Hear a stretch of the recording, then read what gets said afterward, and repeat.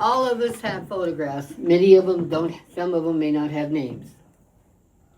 And those photographs are special treasures, which is our immediate link to the past, outliving other objects of the 19th and 20th centuries. Tying us into our ancestry lives, photos bring the names in our family history alive. If I do not use the microphone, can you still hear me? Yes. Microphone? I don't know. Yeah, it's all right. I'll try and use my teacher voice, but I've got a cold, so it may not. I think if you just Expand lay it out. down, I think it's still picking you up a little bit. It really? Yeah, Yeah. I think so. Oh, okay, that'll work. Yeah, if you use your teacher voice, I know we're good. Well, because I'm gonna be moving things here. You're good. Okay, old photographs are made of several layers. The top layer contains the image suspended in gelatin, which is actually purified animal protein. This is called the immolation layer, which is coated onto a base layer of photographic paper or film. A middle layer of adhesive was then added to make the immolation layer stick to the base. The materials used to form the image depend on the type of photograph. Black and white photo images were made of light-sensitive silver salts. Color photos and slides contain dyes instead of the silver deposits. These dyes can fade or change color over time.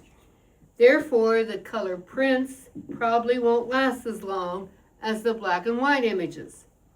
That is why genealogists, historians, and photograph collectors are trying to come up with various methods to preserve the special photos. And like Patty had presented in a previous presentation of how we can use our archival safe plastic sleeves. In order to identify old photographs, one needs to examine them carefully to determine the particular time frame in which they were taken. Hopefully this will lead to the identification of the individuals in the photo. Having an idea of which time periods use different processes to make photos can be very helpful, as many processes were only used from a short segment of 3 or 4 years to 20 years. A good example of this is the burnished Alban prints, which were generally made between 1878 and 1890. Believe it or not, some of those photos still exist today. Photography has been a popular and enthusiastic part of the American lifestyle since the early 19th century. The earliest surviving photo, according to this book called Unlocking the Secrets in Old Photos by Karen Frisch Ripley, she says that the oldest photo was a daguerreotype from 1840, though the first picture was probably taken a few years before that. Before that time, miniature portraits were painted in watercolor on small ivory pieces measuring no more than 1.5 inches high, and which only the wealthy and the affluent could afford. The initial photographic process combined a negative and positive in a single image, allowing the earliest photographic images, including the old tintypes, to be transferred directly onto the metal or glass plate within the camera without the use of a negative. Therefore, these first prints are uniquely one of a kind, with no multiple prints available. Daguerreotype. It's Photographs. daguerreotype. Daguerreotype. I'll be the grammarian here, because I'm familiar with the word. I've actually used it and heard of Okay. it before. It's daguerreotype. Daguerreotypes. Okay, which are amalgams of mercury and silver, are the only images made on sheets of highly polished silver-plated copper, and were made from 1840 to 1860, and were introduced by a Frenchman named Louis Daguerre in 1839. These images came in a variety of standard sizes from less than 2 inches square, using only 1/16 of the camera plate, up to using a full plate, which produced a photo with the size of 6.5 by 8.5 inches. These photos are easily recognized as they have a bright, shiny, metallic silver quality, and is the only very old style of photograph which relies on a true mirror image. The frame of the daguerreotype, almost always included a die-cut, ornamental, embossed brass mat and clear cover glass, which were taped together. Then the edges were covered with a narrow metal preserving frame, which was then fitted into a compact hinged case. Many times the inside lid was padded with satin or velvet, usually rose-colored, and sometimes contained the maker's name. This photographic process, however, did not last very long, as many of the first to use the daguerreotype process died a slow death from mercury poisoning after inhaling the toxic vapors that rose during the heating process. Can you imagine? Another type of photographic image was the embryotypes, which were produced in the United States between 1854 and 1881 and were mostly portraits. The embryotypes were similar to the daguerreotypes in their sizes, and both cases consisted of several layers. The embryotype was different in that the negative image was produced and applied to a glass plate while still wet, which produced a non-reflective surface. The negative could then be used as a positive by simply adding a black background. The earliest embryotype had a black velvet backing, and then later black paint, fabric paper, or lacquered metal was used. One of the more popular types, the ancestral photographs, is the tintype, which was produced from 1856 into the 1920s. The tintype had a positive photographic image, but in essence was its own negative. Since the backing was a thin sheet of black enameled iron, these prints could easily be shipped or carried without shattering.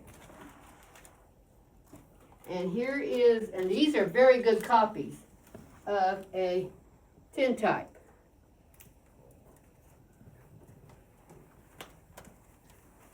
Usually when you find a tintype, they're usually cracked or bent or dented in some cases. The tintype ranged in size from very small, being less than the size of a dime, to the largest, which was 8 by 10 inches. The smallest tintypes were called gems or thumbnail prints, like this one that Jerry brought. The smaller plates had chipped corners and were intended to be placed in cheap paper folders, such as this one. The most popular size was the small pocket or wallet-sized photos, which were carried by soldiers during the Civil War. Yeah, that's the thumbnail.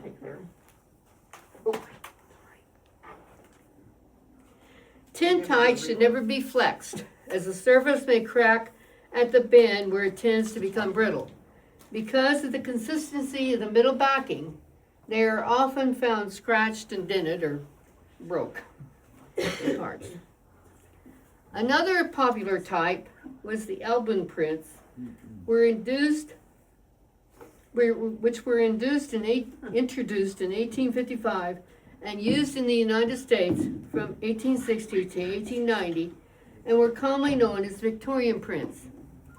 These prints used a smooth paper which was coated with alum. Anyone know what that is? That's egg whites. And sodium chloride, which is salt. The coating was then sensitized by a layer of silver nitrate, which reacted with the salt to form light sensitive or silver chloride. Then the album paper was placed in contact. It's old, so. Yeah. You can tell by the dress and stuff how old it would be. Then the album paper was placed in contact with the negative in the printing frame and was exposed to sunlight. Around 1880, photographers started burnishing the album prints by applying a glaze to the surface of the print and running it through a burnishing roller machine. These prints were made in standard size and glued to cardboard mounts, such as these. The cardboard mounts would often contain identifying information about the photo.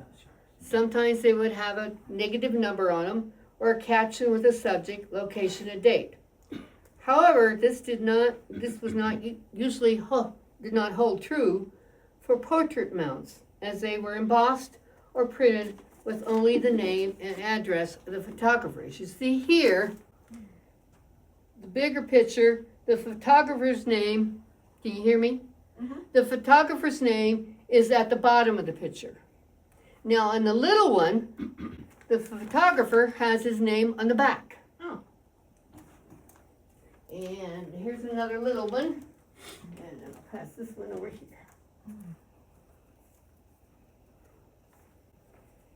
And look at the style of clothing, even on the little boy. Right.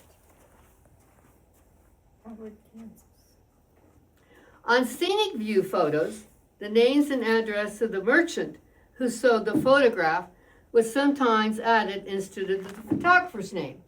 And looking in our cabinet over there, I found this, which is the whole thing. It's not an actual photo, but the photographer is using this as his advertisement. Oh. Thank you.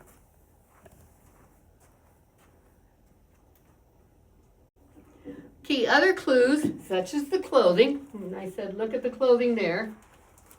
Like the clothing on these two ladies, and like Carol and I said, we wouldn't want to have all that dress to deal with.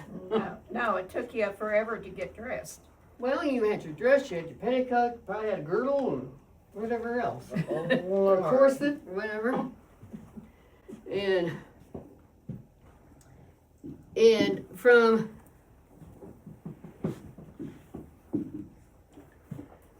the 1880s to the 1920s, many photographers would have the women wear a white shawl or a white mantle or a special collar for the contrast in the picture.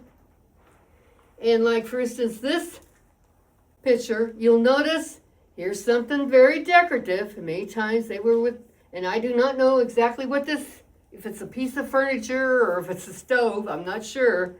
Maybe you can tell. On these pictures, I wasn't sure who they were.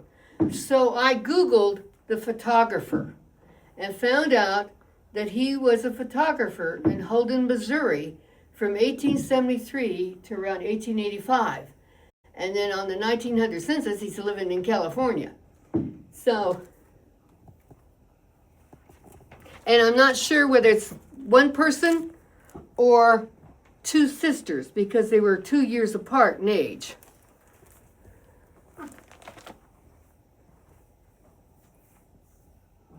Sometimes the photographers would have the person standing by ornate furniture, such as his chair. This is a picture of my grandfather, which was taken around 1900.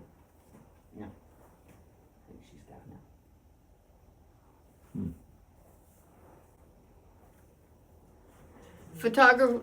Photographers would also use, sometimes you see them with bouquets of flowers or other types of decorations. How ratty this is. Also, if you look at the hairstyles, that's one way to identify possibly the time period, including not just the women's hairstyles, but the men's facial hair.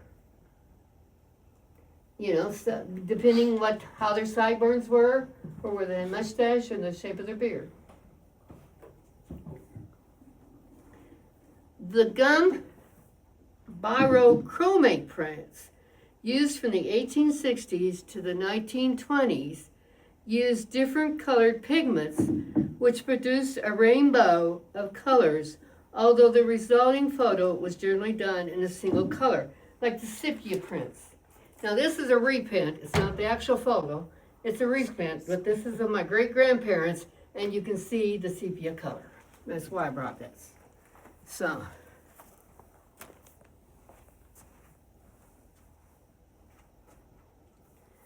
some of the mixed media prints were hand-colored, while others were partially sketched. For instance, the head may be a standard photograph, while the coat, collar, and shoulders may have been hand-sketched. According to this book, there was interest in adding color from the very beginning. It was applied by using hand dyes, pigments, or metal compounds. The daguerreotypes, embryotypes, tintypes, and paper prints had touches of color added to them. The first successful natural color process was introduced in 1907 and was used for approximately 30 years. Most color-developed photographs were made with dyes, forming a color image that is created in the film during process.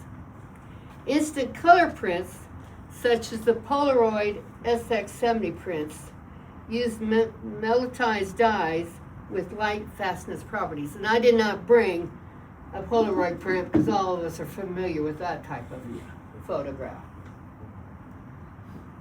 In 1900, the invention of the Brownie camera by Eastman Kodak took photography out of the photo studio and into the hands of average individuals.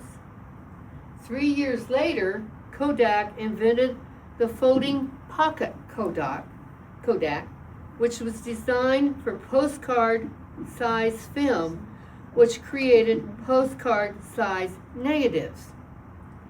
This allowed amateur photographers to take photos and then have them developed on pre-printed postcard. Okay, as you can see, there's the postcard. There's a place for the stamp and a stamp for the address.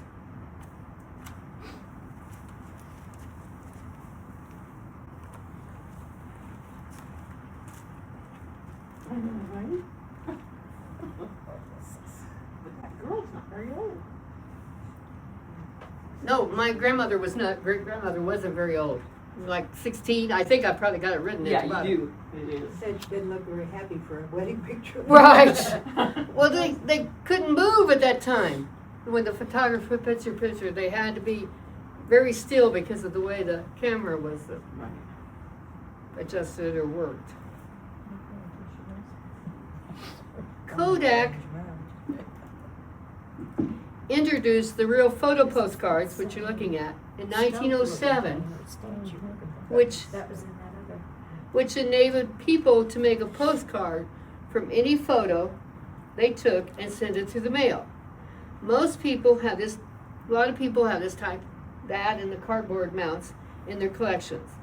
The heyday of these photo cards stretched from the early 1900s to the 1930s, when the cyan, magnetic, magenta, yellow, and key, which is actually black color, print was invented.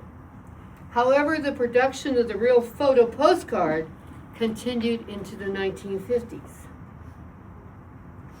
The real early photo postcards used thin cardstock and had matte backs, while the later postcards used thicker cardstock. The standard postcards measured 3.5 by 5.5 inches, such as those are. Portraits were the most popular subject, but historic buildings, sports teams, parades, and even fires and floods were photographed. Some real photo postcards were hand-tinted or included three-dimensional embellishments, such as ribbon or glass eyes. With very strong magnification, one can see that the printed postcard images are created with dots, like pictures in a newspaper. I have a photo here where you can actually see the dots on the side.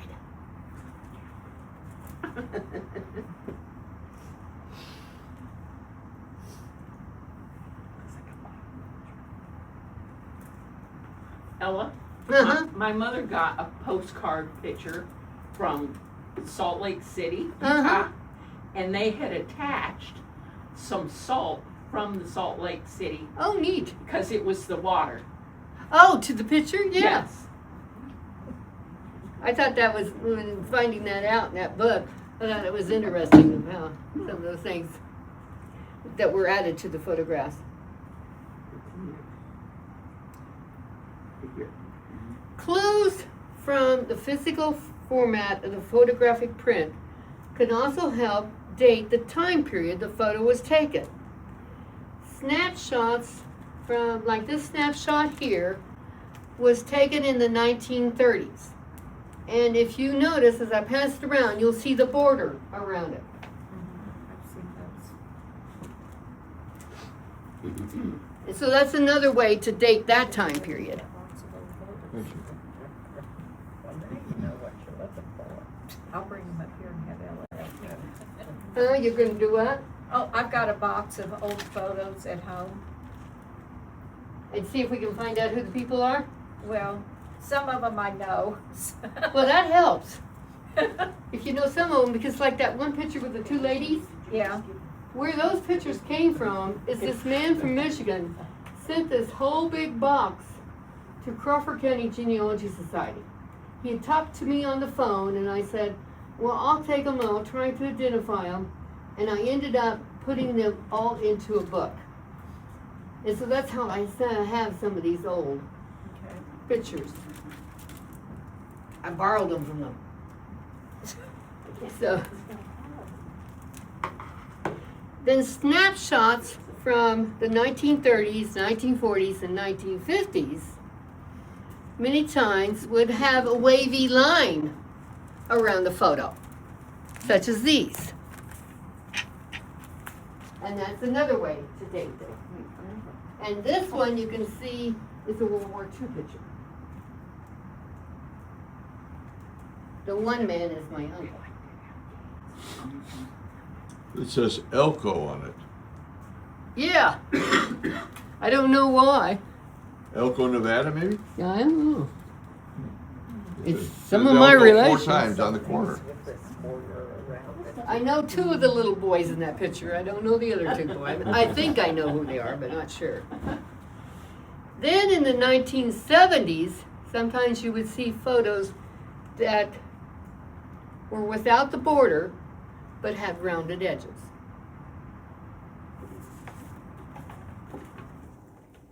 There have been many different photographic processes through the 19th and the 20th century. Some, even the types that I've not even mentioned, some were made of leather, oilcloth, some used salted paper, some were made of platinum plates, and of course, as you can tell by what's being passed around, the photographs came in different sizes and shapes throughout the time period. And hopefully you can, by looking at what time the photograph was taken, maybe you can identify those lost relatives. And that's it. Thank you. Okay, she's showing, this is the original photo. Then she took it to Lori Smith, and Lori made it look like that. So you can see, if I hold them together, Oh, yeah, there is quite a bit of Yes. difference Fixed the there. cracks. yeah, and even that really big did a crack. nice job. She's Like done it. work for us before. Yeah. Yeah. Fantastic.